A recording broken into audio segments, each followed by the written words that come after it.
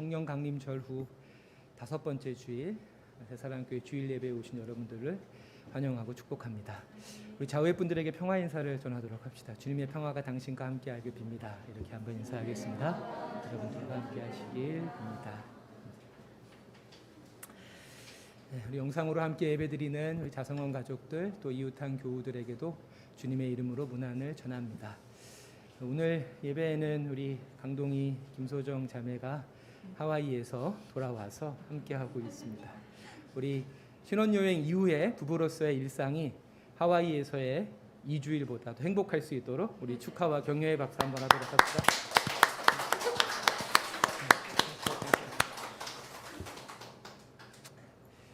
지금은 절기상 소서와 대서의 중간입니다. 1년 중에 가장 더운 때이죠. 오늘도 아침에 너무 더워가지고 제가 한 4시 반쯤에 일어나서 1시간 정도를 뒤척이다가 교회로 왔습니다. 교회가 더 덥더라고요. 그래서 뭐 이렇게 간단히 카메라 같은 거 설치하고 하는데도 막 땀이 줄줄 나길래 오늘 상당히 덥다라고 생각이 됐는데 뭐 식중독 걸려서 여러 가지 어려움을 겪는 분들 이야기도 많이 듣고 이 무더위 중에도 건강하시길 기원하고 또 코로나19의 위기감이 다시 높아지고 있는데 다시금 방역 수칙을 좀 잘 지키고 오늘도 예배 후에 가급적이면 김밥을 가져가셔서 드시기를 또 부탁을 드리도록 하겠습니다. 오늘은 성령과 십계명 2번째 말씀을 여러분들과 나누려고 합니다. 오늘 설교의 제목처럼 성령님은 말씀을 통해서 하나님의 백성들의 삶을 진리로 인도하시는 분이십니다. 우리 말씀을 같이 한번 볼까요? 요한복음 14장 26절입니다. 같이 한번 읽어보겠습니다. 시작. 보혜사 곧 아버지께서 내 이름으로 보내실 성령 그가 너희에게 모든 것을 가르치고 내가 너희에게 말한 모든 것을 생각나게 하리라. 아멘. 요한복음 17장에도 보면 십자가를 앞두신 주님께서 죽음과 부활 그리고 승천 이후를 내다보시면서 홀로 남게 될 제자들을 성령께 의탁하면서 다음과 같이 기도하는 말씀이 나옵니다. 제가 읽도록 하겠습니다. 그들을 진리로 거룩하게 하옵소서. 아버지의 말씀은 진리이니이다. 아멘. 이 말씀처럼 오늘 예배를 함께 드리는 우리 모두에게 성령께서 함께 하셔서 부족한 저에게는 지혜를 주시고 또 듣는 여러분들 마음을 부드럽고 또 온유하게 하셔서 들려지는 말씀을 통해서 우리의 삶을 진리와 또 구원과 생명으로 인도해 가시는 그 성령의 임재하심을 경험하는 예배가 되게 되기를 부탁을 드립니다. 그렇다면 우리에게 왜 진리의 영이신 성령의 인도하심이 필요한 것일까요? 다시 한번 오늘 본문 출애굽기 20장 1절 2절을 제가 한번 읽어보도록 하겠습니다. 하나님이 이 모든 말씀으로 말씀하여 이르시되 나는 너를 애굽 땅 종되었던 집에서 인도하여 낸 내 하나님 여호와니라. 아멘. 여기서 인도하다라고 하는 시브리어가 야자입니다. 야자. 이끌어 나가다라는 뜻입니다. 이끌어 나가다. 이 말을 적극적으로 해석하면 목적지가 있다는 것입니다. 그러니까 이끌어냄만이 출애굽의 목적이 아니라 어딘가로 이스라엘 백성을 데려가시겠다라고 하시는 것이죠. 이집트에서 이스라엘을 건져낸 것만이 이스라엘을 향한 하나님의 구원의 전부가 아닙니다. 제가 새사랑교회에서 사역하기 전에 대치동에 있는 한 교회에서 청소년부 사역을 했었습니다. 휘문고등학교 옆에 있는 교회여서 대부분의 학생들이 휘문고등학교 학생들이었습니다. 그 중에는 이제 모범생인 친구들도 있었는데 또 몇몇은 좀 논다는 친구들도 있었습니다. 2000년대 초반, 90년대 후반 기억하시는 분도 계시겠지만 그때는 좀 논다는 친구들은 주로 가출을 했고 지금은 가출을 많이 안 하는 것 같더라고요. 그리고 가스를 분다든지 본드를 마시 이런 일들이 많이 있었습니다. 그래서 저희 교회 학생 중에 한 명도 가스를 마시다가 누가 이제 담뱃불을 켜고 그 자취방에 들어와서 폭발을 해가지고 저희 교회 바로 아래 순화병원이라고 삼성동에 그 화상 전문 병원이 있었거든요. 이제 거기에 입원해서 치료를 받을 때 이제 자주 신방 가던 기억이 있는데요. 한 친구가 가출을 해가지고 그 어머니가 저에게 연락을 와서 귀신같이 자기 전화는 안 받는다는 거예요. 그때만 해도 무슨 전화번호가 찍히거나 이런 서비스가 없었거든요. 그러니까 전사님이 어떻게 아들을 제발 집으로 좀 돌려보내달라고 해서 그때 이제 가출한 친구들이 많이 가는 지역이 잠실의 신천역 주변, 저희 때는 새마을시장이라고 불렀는데 신천역 주변하고 건대 화양리 주변, 이쪽이 이제 좀 노는 친구들이 많이 잠적하는 곳이어서 뭐 그곳에 PC방 그리고 뭐 쪽방들을 막 뒤져가지고 이 친구를 찾아서 집으로 돌려보냈습니다. 근데 이제 그렇게 집으로 돌아간 친구들은 거의 10중 8구 또다시 이제 가출을 하게 되는 경험들이 있습니다. 이처럼 구원이라고 하는 것이 단순히 이집트로부터 건져냄만이 전부가 아닙니다. 그게 전부라면 마치 가출한 친구들이 다시 집으로 돌아갔다가 또다시 가출을 하는 것처럼 우리 안에 죄의 습관, 죄의 관성들로 인해서 예전으로 다시금 돌아가게 된다라고 하는 거죠. 그러하기에 무엇을 위한 출애굽인가? 출애굽의 목적이 무엇인가? 출애굽의 목적지가 무엇인가를 아는 것이 대단히 중요하다라고 생각이 됩니다. 하나님은 무엇 때문에 이스라엘을 이집트로부터 건져내신 것일까요? 출애굽의 목적은 무엇일까요? 그것은 오늘 우리 어린이부 설교가 전혀 의도한 것은 아닌데요. 가나안으로 이끌어 가시기 위함이죠. 여기서 가나안이라고 하는 것은 팔레스타인이라고 하는 어떤 지리적인 장소를 의미하는 것이 아니라 어떠한 존재, 어떠한 상태가 되는 것을 의미합니다. 단순히 가나안이라고 하는 땅에 도달하는 것이 출애굽의 목적이 아니라 하나님께서 목적하신 어떠한 상태, 어떠한 존재의 변화가 있다라고 하는 것이죠. 그리고 그것이 우리가 오늘 함께 읽은 출애굽기 20장 1절과 2절 이후부터 펼쳐지는 3절부터 펼쳐지는 십계명의 내용이라고 할 수가 있습니다. 그래서 십계명이 나오기 전에 출애굽기 19장 4절부터 6절에 보면은 출애굽의 목적을 이렇게 설명하고 있습니다. 화면을 보시고 제가 읽도록 하겠습니다. 내가 애굽 사람에게 어떻게 행하였음과 내가 어떻게 독수리 날개로 너희를 업어 내게로 인도하였음을 너희가 보았느니라. 세계가 다 내게 속하였나니 너희가 내 말을 잘 듣고 내 언약을 지키면 너희는 모든 민족 중에서 내 소유가 되겠고 너희가 내게 대하여 제사장 나라가 되며 거룩한 백성이 되리라. 너는 이 말을 이스라엘 자손에게 전할지니라. 아멘. 이 말씀에서 가장 많이 등장하는 단어가 되다라고 하는 동사입니다. 이게 시브리어로 하야인데요. 하야. 시브리어 비동사입니다. 그러니까 이스라엘 백성을 애굽에서 인도하여 내신 것은 가나안이라고 하는 특정한 장소에 들여보내기 위해서라기보다는 가나안은 하나의 상징이고 어떠한 존재가 되게 하기 위해서, 어떠한 상태가 되게 하기 위해서 하나님께서 이스라엘 백성들을 이집트로부터 건져내셨다라고 하는 것이죠. 이스라엘이 시내산 앞에서 하나님과 언약을 맺고 하나님의 백성이 되죠.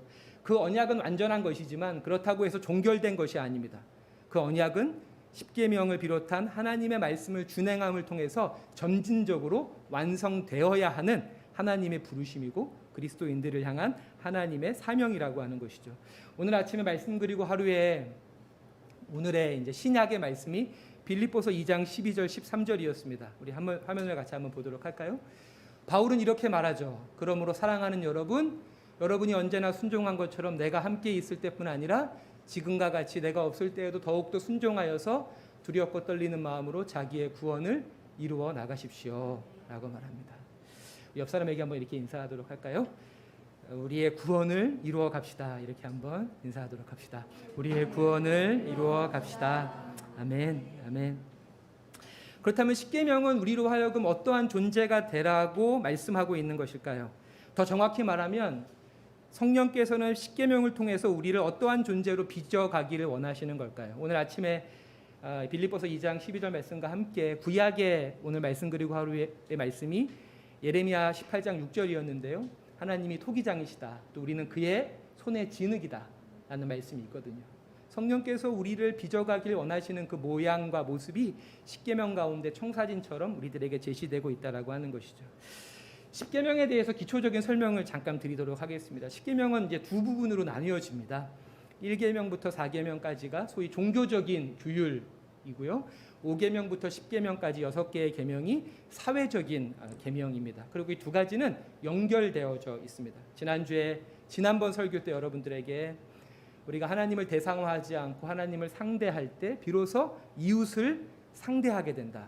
이웃과 인격적인 만남을 가질 수 있게 된다고 한 것처럼 십계명의 전반부와 후반부는 서로 연결되어져 있습니다.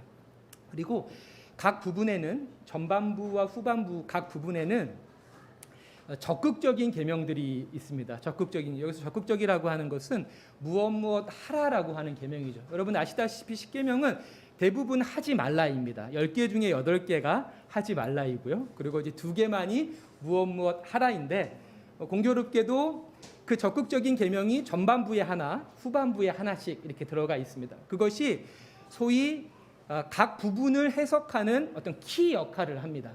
적극적인 계명이 하나씩 있음으로써 1계명부터 4계명을 해석하는 키를 갖고 있고 5계명부터 10계명을 해석하는 키를 갖고 있다는 거죠. 어떤 식으로 해석을 하냐면, 지난번에 설교 때도 얘기한 것처럼 1계명부터 4계명까지의 주제는 하나님을 대상화하지 말고 상대하라라고 하는 거죠. 그 1계명부터 4계명에 담겨 있는 적극적인 계명이 4계명인데요. 안식일을 기억하여 거룩히 지키라입니다. 즉 인격적인 사귐을 위해서 가장 중요한 조건이 뭐냐? 안식이라고 하는 거죠. 쉼이라고 하는 겁니다.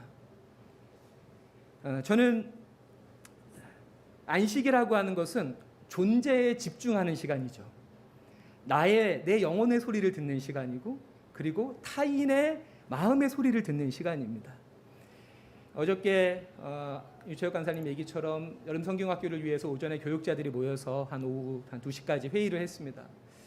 그리고 이제 뒷정리를 하고 한 3시쯤 집에 갔더니 아니나 다를까 우리 아내가 이제 추일에 아이들 셋을 이제 봐야 되니까 굉장히 지쳐 있었어요. 그래서 이제 토요일에 이렇게 날씨가 좋지 않지 않는 이상, 날씨가 좋으면 웬만하면 이제 밖으로 한번 외출을 가는데, 밖에 나가자 아내한테 라고 했더니 아내가 너무 지쳐가지고 도저히 나갈 기색을 안 보이더라고요. 그러면서 여보, 하늘이하고 1대1로 나갔다 와. 그러면서 당신하고 하늘이가 1대1로 갖는 시간이 너무 부족한 것 같아. 약간 웃으면서 얘기를 했어요. 사실 장난스럽게. 근데 저는 그 얘기를 듣는 순간에 진짜 찔리는 거예요.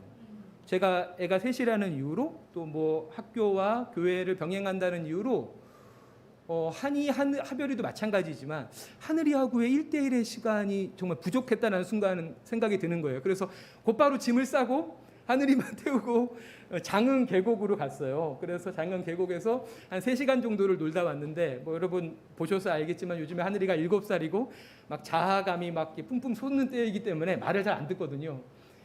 1대1로 같이 시간을 가지니까 너무나 말을 잘 듣는 거예요. 너무나 말을. 그래서 이 안식이라고 하는 것은 상대하고 사귐과 관계의 가장 중요한 조건이 되고, 그래서 1계명과 4계명 맨 끝에 안식일을 기억하여 거룩하게 지켜라. 하나님을 대상화하지 않기 위해서, 하나님을 상대하기 위해서 너희의 삶에 쉼이 필요하다라고 말씀하시는 것이죠. 그리고 이제 후반부 5계명부터 10계명에도 그 후반부를 여는 열쇠로서 5계명이 등장하는 겁니다. 5계명이 뭐죠? 내 부모를 공경하라라고 하는 계명입니다.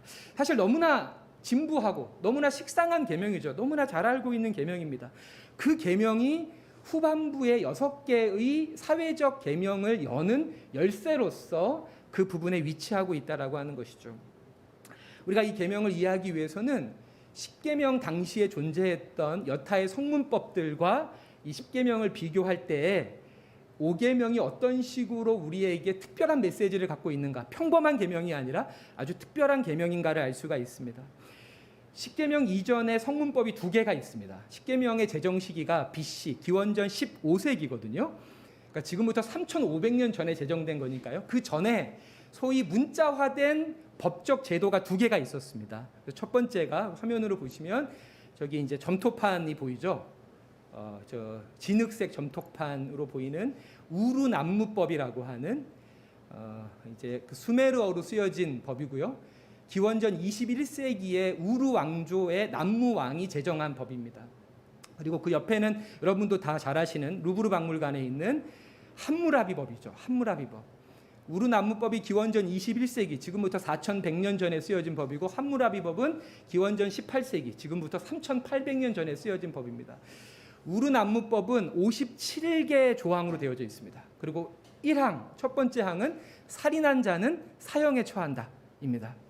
그래서 생명권을 보장한 인류 최초의 제도입니다. 살인한 자는 죽여야 된다. 그러니까 그만큼 인간의 생명이 고귀하고 존엄하다. 생명권을 보장하는 인류 최초의 법조문이 우르난무법이죠. 그리고 함무라비법, 300년 뒤에 만들어진 함무라비법은 282조 항인데요. 물론 함무라비법에도 살인한 자를 죽여라라고 하는 계명이 나와 있긴 하지만 282개 조항을 전체적으로 훑어보면 가장 중시되는 것은 재산권입니다. 재산권을 보장하겠다. 재산권을 지키기 위해서 너가 어떠한 손실을 입었을 때 너 가해자가 몇 배의 보상을 해야 되고, 이런 내용들이 아주 자세하게 담겨 있는 것이 함무라비법이죠. 이처럼 우르난무법과 함무라비법은 300년이라는 시차를 두고 인간의 생명권을 보장하고 인간의 재산권을 보장하는 식으로 인류에게 공헌해 왔고, 사실 그것이 문명의 발전에 크게 기여하게 되죠. 우리가 생명의 안전을 보장받지 못하고 또 내가 획득한 재산이 안전하다라고 하는 보장이 없다면 우리가 경제활동 또는 문명활동들을 제대로 할 수가 없겠죠. 그래서 10계명에도 이 생명권과 재산권에 대한 조항이 담겨져 있는 거죠. 6계명에 살인하지 말라, 8계명에 도둑질하지 말라라고 하는 계명이 있지만, 중요한 특징은 그 생명권과 재산권의 보장보다 앞서서 5계명이 있다는 겁니다. 부모를 공경해라라는 계명이 생명권의 보장과 재산권의 보장보다 우선적으로 등장한다라고 하는 것이 10계명의 아주 중요한 고대 성문법과의 차별점이고, 이 부분이 담고 있는 큰 의미가 있다라고 하는 거죠. 여기서 공경하라, 부모를 공경하라라고 하는 이 히브리어가 카바드입니다. 카바드. 사실 부모이기 때문에 이거 카바드를 공경이라고 번역을 한 것이죠. 실제로 카바드는 헬라 히브리어 사전에서 찾아보면 공경이란 뜻이 아니고 영광스럽게 하다라는 뜻입니다. glorify라고 하는 뜻입니다. 영광스럽게 하다. 여러분, 그렇다면 성경에서 카바드가 쓰여질 때 카바드의 대상은 누구이겠습니까? 카바드의 목적어는 누구이겠습니까? 당연히 하나님이죠. 성경에서 카바드는 오로지 하나님만을 대상으로 쓰여지는 동사입니다. 그런데 이 카바드가 인간에게 쓰여지는 경우가 딱 한 번 예외적으로 있는데, 그것이 바로 10계명 5계명이죠. 부모님에게만 이 단어가 독점적으로 예외적으로 인간에게 허용된 단어라고 하는 거죠. 그럼 무엇을 의미합니까? 인간 사회에서 가장 높은 자가 누구라는 거죠? 부모라는 거죠. 다른 말로 하면 10계명 1계명부터 이야기하면 하나님 다음 자리에 누가 가야 된다는 겁니까? 부모가 가야 된다는 거죠. 이것이 왜 놀라운 일이냐면 10계명 제정 당시에는 제정사회였죠. 왕정사회였습니다. 왕과 통치자가 있던 시대였는데, 왕과 통치자를 카바드해라가 아니라 부모를 카바드해라 라고 이야기하고 있기 때문에 놀라운 것이고, 또 하나는 여기서 부모라고 했을 때 우리가 이렇게 본능적으로 떠오르는 거는 이런 장면이죠. 지금 여기도 대부분 저나 여기 계신 부모, 장년부 성도님들 같은 경우는 그래도 아직 신체적으로 건강하시고 또 사회활동도 왕성하게 하시고 경제적인 능력도 갖추고 계십니다. 우리한테 부모의 이미지는 좀 그런 이미지죠. 하지만 성경 10계명이 제정됐을 당시는 지금하고 이 가족의 형태가 완전히 달랐겠죠. 예. 지금은 여러분 평균 가구원 수가 혹시 몇 명인지 아십니까? 지금 2.37명이거든요. 2.37명. 이게 2050년이 되면 1.8명까지 뭐 떨어진다 그래가지고 지난 주 중에 이렇게 화제가 된 뉴스도 있었는데요. 10계명 제정됐을 당시에는 3세대가 한 집에서 동거하는 형태였, 이게 보편적인 형태였습니다. 그래서 여기서 부모라고 하는 것은 지금 우리들처럼 경제활동을 하고 사회생활을 하고 신체적으로 건강한 부모가 아니라 연로해서 신체적인 능력이 저하되고 사회활동을 전혀 하지 못하고 경제적인 능력도 전혀 갖추지 못한, 약간 이런 말씀이 죄송하지만 인간으로서의 쓸모를 거의 다 상실한 부모를 대상으로 하고 있다라고 하는 것이죠. 여러분, 다음 그림을 잠깐 보면은 유명한 그림입니다. 17세기의 네덜란드 화가인 렘브란트의 그림이고요. 1669년을 렘브란트가 죽은 해입니다. 죽은 해. 그러니까 렘브란트의 마지막 작품이죠. 렘브란트의 마지막 작품이 1669년 작품이 두 개가 있는데요. 자화상이라고 하는 작품이 있고, 렘브란트는 자화상을 많이 그린 화가 중에 한 명인데, 또 하나가 이 돌아온 탕자라고 하는 두 개의 그림입니다. 즉 뭐 그 두 개를 연결시키면 바로 자기 자신이 돌아온 탕자라고 하는 것을 마지막 두 개의 작품을 통해서 렘브란트가 말해주는 거죠. 이 그림을 보면은 가장 눈여겨봐야 될 부분이 이 아버지입니다. 아버지. 우리가 일반적으로 누가복음 15장에 나와 있는 탕자 이야기를 생각하면 집을 나간 탕자를 연령을 어느 정도라고 생각을 하냐면 젊은 청년으로 생각을 하죠. 그건 자연스럽게 아버지는 어느 정도가 됩니까? 아버지가 중년이 되는 거죠. 그렇죠. 한 60대 정도. 근데 실제로 렘브란트의 그림에서 묘사되는 이 아버지는 완전히 할아버지. 그리고 집을 나갔다가 돌아온 아들도 그림이 선명하지 못하지만 중년의 모습입니다. 중년의 모습. 그러니까 이 그림이 보여주는 것은, 그러니까 누가복음 15장에 집 나간 탕자의 사건이 보여주는 것은 단순히 종교적인 의미뿐 아니라 사회적으로도 연로해서 건강을 잃고 사회적인 능력이나 경제적 능력을 상실한 부모에 대해서 당시 사회에 어떻게 그런 부모들을 대접하고 대우했는가를 보여주는 것이 누가복음 15장의 중요한 힌트라고 생각을 합니다. 그래서 여러분, 이 바로 늙은 부모, 병들어서 이제 죽을 날을 기다리는 이 부모가 하나님 다음 가는 카바드의 자리에 있다라고 하는 것이 오계명이 우리에게 주는 의미이고, 이것이 생명권이나 재산권보다 우선한, 하나님께서 이스라엘을 이집트로부터 구출하셔서 팔레스타인 땅에, 가나안 땅에 세우고자 하시는 그 새로운 사회의 기초가 되어야 된다라고 하는 것이죠. 이것은 인간을 기능이나 생명으로 평가해서는 안 된다라고 하는 보편적인 가치관을 우리들에게 말해줄 뿐 아니라 앞서 이야기한 대로 애굽으로부터 건져내서 팔레스타인 땅에 새롭게 세울 이스라엘이라고 하는 나라의 기초가 무엇이어야 하는지를 우리들에게 말해주는 것이죠. 파라오나 아까 이야기했던 남무왕 또는 함무라비 왕같이 힘과 권력을 가진 자들을 카바드하고 두려워하고 숭배하는 것이 아니라 자신에게 사랑과 희생을 다한 이들을 카바드할 수 있는 사회가 돼야 한다는 것입니다. 5계명부터 10계명은 이스라엘의 기초가 무엇이어야 되는지를 다 보여주는 거죠. 5계명, 너를 사랑하고 너에게 희생을 다한 사람을 공경해라. 6계명, 생명을 경외하는 가치를 공경해라. 7계명, 간음하지 말라거든요. 부부간의 신뢰와 정절을 지키는 것이 너희 사회의 기초가 돼야 된다. 8계명, 도둑질하지 말라. 재산권을 지킬 뿐 아니라 자신의 소유에 자족하고 향유하는 것이 너희의 삶의 기초가 돼야 된다. 9계명, 거짓말하지 마라. 역시도 진실과 정직이 이스라엘의 기초가 돼야 된다라고 말하는 것이죠. 저는 제가 하늘이가 아까 오늘 하늘이 얘기가 많이 나오네요. 하늘이가 잘 말을 안 들을 때 하늘이한테 하는 얘기가 있습니다. 하늘아, 이렇게 진지하게 방으로 불러가지고 무서운 사람 말을 듣지 말고 착한 사람 말을 들어라 라는 얘기를 꼭 합니다. 저는 이거를 신일고등학교 학생들한테도, 목사님이 너희들한테 1년 동안 하는 종교 수업의 주제가 뭔지 아냐? 무서운 사람 말을 듣지 말고 착한 사람 말을 들어라. 착함이 권위가 되는 사회가 돼야 됩니다. 힘과 권력이 권위가 되는 사회가 된다면 아무리 출애굽을 한들 그것은 제2의 이집트가 될 뿐이죠. 착함과 선함, 사랑과 희생, 정직과 진실이 새롭게 건설할 하나님 나라의 기초가 되지 않는다면 그 출애굽은 아무런 의미가 없는 것이죠. 우리 옆 사람에게 한번 이렇게 얘기해 볼까요? 우리 무서운 사람 말을 듣지 말고 착한 사람 말을 들읍시다. 한번 이렇게 얘기해 볼까요? 무서운 사람 말을 듣지 말고 착한 사람 말을 마지막으로 들읍시다. 이 부모를 공경하라라고 하는 계명은 자녀와 다음 세대들에게 부모를 하나님 다음 자리에 놓고 하나님처럼 공경해라 라고 하는 다음 세대와 자녀들의 책임에 대해서 말하는 계명이기 이전에 먼저 부모와 기성세대들한테 공경받을 만한 부모가 되라 라고 하는 의미라고 저는 생각이 됩니다. 더 나아가서 우리 사회에 공경과 존경이라고 하는 가치가 회복되게 해라. 저는 개인적으로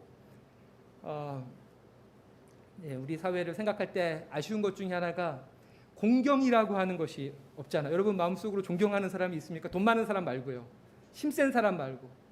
정말 내가 공경하는 사람, 내가 존경하는 가치가 우리 안에 있는가? 기성세대와 부모에게는 그 책임이 있다는 겁니다. 우리 사회에 선한 것들이 공경받을 수 있게끔 우리 사회를 만들어야 될 책임이 있다라고 하는 것이죠. 그렇게 우리가 사는 이 사회가 힘과 권력이, 요즘에 드라마로 유명한 단어죠, 추앙받는 그런 세상이 아니라 사랑과 희생, 정직과 진실이 공경받는 사회가 되기를 바랍니다. 성령께서 우리와 함께 하셔서 우리의 닫힌 눈을 열어주시고 또 우리의 마음을 녹여주셔서 우리와 이 세상을 사랑이 권위가 되는 그러한 존재와 세상으로 날마다 새롭게 하여 주시기를 주님의 이름으로 부탁드리며 기도합니다. 같이 기도하겠습니다. 하나님 아버지, 오늘도 우리가 함께 예배하며 주님의 말씀을 듣습니다. 어두운 세상 가운데 어느 것이 옳은 길이고 어느 것이 참된 길이고 어느 것이 거룩인지 알 수 없는 이 혼란스러운 세상 가운데 성령께서 말씀의 빛을 우리들에게 비춰주시고 그 빛을 따라 살아갈 때 이 땅에 하나님의 인도하심을, 하나님께서 우리에게 약속하신 구원을 맛보는 그 은총이 저희들 모두와 함께 할 수 있도록 주님 저희들을 도우시고 저희들의 삶을 인도하여 주옵소서. 감사드리며 예수님의 이름으로 기도드립니다. 아멘.